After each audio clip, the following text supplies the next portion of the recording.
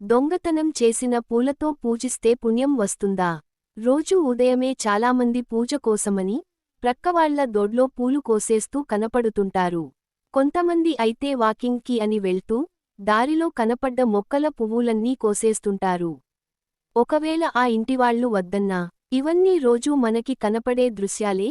మరి నిజంగా ప్రక్కవాళ్ల పూలు కోసేసి చేసే పూజకి ఏమి ఫలితం వస్తుంది?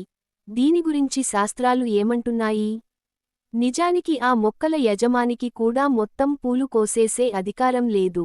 దేవుని పూజకోసమని మొక్కని ప్రార్థించి కొన్ని పూలు మాత్రమే కోసుకోవాలి. మొత్తానికి అన్నీ కోసేసి బోసి మొక్కల్లా ఉంచడం మహాపాపం. ప్రక్కవాళ్లని అడగకుండా పూలు కోసేయడం దొంగతనం క్రిందకి వస్తుంది. అందుకు శిక్షగా మళ్లీ జన్మలో వారు అడవిలో కోతిలా పుడతారు.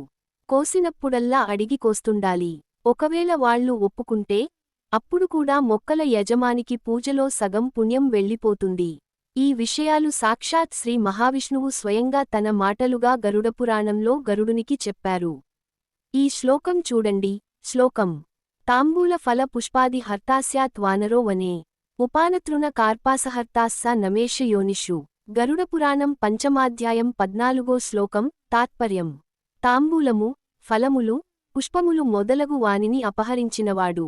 అడవిలో కోతిగాను, పాదుకలు, గడ్డి, ప్రత్తి మొదలగువానిని అపహరించిన వాడు.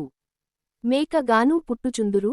మరి పూజ చేస్తే పుణ్యం రావాలి, దానివల్ల మోక్షం, ముక్తి కలగాలి, లేదా కనీసం వచ్చే జన్మలో ఇంకా మంచి పుణ్యవంతమైన జీవితం కలగాలి. నిజానికి మానవ జన్మ ఏకైక లక్ష్యం ముక్తిని పొందడమే. ఇక జన్మలనేవే లేనివిధంగా ఆ భగవంతునిలో ఐక్యం అయిపోవడమే. అది కేవలం మానవ జన్మలో మాత్రమే సాధ్యం. ఇక ఈ ఇతర జన్మలలోనూ సాధ్యమే కాదు. మరి ప్రక్కవాళ్ల పూలు కోసి చేసే పూజల వల్ల పుణ్యం సంగతి అటు ఉంచి వచ్చే జన్మలో జంతువుగా పుట్టాల్సివస్తోందే. ఒక్కసారి మానవ జన్మ తప్పిపోతే మళ్లీ ఎన్నో వేల జన్మల తర్వాతగాని మనిషిగా పుట్టే అవకాశమే రాదే. మరి ఇలాంటి పూజలు మనకి అవసరమా? ఆలోచించండి. తెలియనివారికి తెలియచేయండి. 10 మందికి చెప్పండి. ఓం నమః శివాయ. హర హర మహాదేవ శంభో శంకర. ఇట్లు సదా మీ శ్రేయోభిలాషి.